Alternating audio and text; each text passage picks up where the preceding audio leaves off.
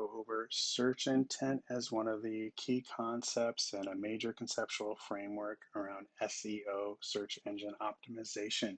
It's the process of mapping a user's search intent. So what we'd want to do is take a look at what they do when they actually search, and we get a better idea of what to look for keywords that we want to focus on, and how to win in that area. So let's take a look at some ideas here. So if we were to map it out, we basically find that most people have a first try, right? And I'm going to give you an example in just a minute, and that's number two. We have this first try where maybe the search intent is that I'm hungry. That's going to be another example. The first try, you might try and fail. You might go, oh, I didn't really want to go to IHOP, but let's narrow the criteria a little bit and try just one more search with tacos in it, right? And then number four is where we come in. Like, what clues can we give for people that might lead to a click? Some of that has to do with Google Business or how we deal with maps. It might have to do with our descriptions in SEO and really getting to the top of the search engine result page. But this search intent, how people search for you, can help you figure out what keywords to target. So in our example, we might have, I'm hungry, right? You were just watching something on Netflix with food and you're like, oh my gosh, I want some tacos right now or something. And maybe it's lunchtime and you type in lunch specials. You thought maybe Google would figure it out for you and know what you wanted, but they haven't quite jacked into our brain yet, right? So lunch specials may not quite do it. Let's see what happens in that result. You have lunch specials near me, lunch specials Santa Barbara. This could be something to go after for that first try person, right?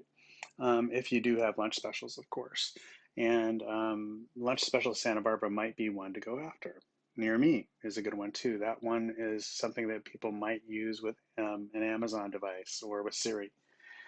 So when you get to the results here, though, pretty often you get the map first, and you might have IHOP, Fresco, Blaze Pizza, but maybe that's not what you want. So more often than not, a percentage of these people are gonna bypass this because they're like, that's not what I want. And they'll narrow their criteria to, oh, why don't I think about doing tacos in Santa Barbara? Or maybe they weren't thinking about it until then. So they type in tacos in Santa Barbara. You can see here and have some ideas. Taco specials, tacos near me, tacos Galita. Not every single suggestion here is going to work for you, but some of them might be something you want to keep in your content on the page. That's one way to figure out like what keywords you might want to focus on. So they type that in, they get a page like this where you see La Superica, Taqueria Santa Barbara, and Moni's, right? And those give you a couple ideas. As you go down the page, you see the 10 best tacos from Yelp. That might be something people want to click on. It's going to be hard for you to compete against Yelp for this top spot, but you're hoping that your taco restaurant might be, taqueria might be right after that, right? So that's what we're looking for when we think about search intent. What do our customers, what are they trying to do? So when I make a Kanban board around that and take a look at discovery, on the discovery side, we're looking at, hey, I'm hungry. We might Google lunch specials, but get frustrated.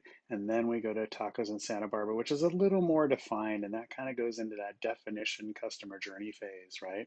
You might review the Google business page for a restaurant that you notice there, or take a look at their website, or look at their reviews. How we might measure it is far on the right. So that might be click-through rates from that search engine result page or SERP. You might look at the amount of reviews you get on Google or Yelp as increasing, and maybe pay attention to the volume of keyword phrases and what is popular when you're making your content.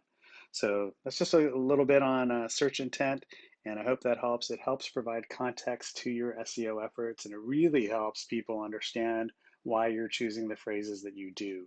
Because oftentimes people will want you to focus on a phrase that is not specific enough as a consultant or as a marketing specialist. So that's my 2 cents.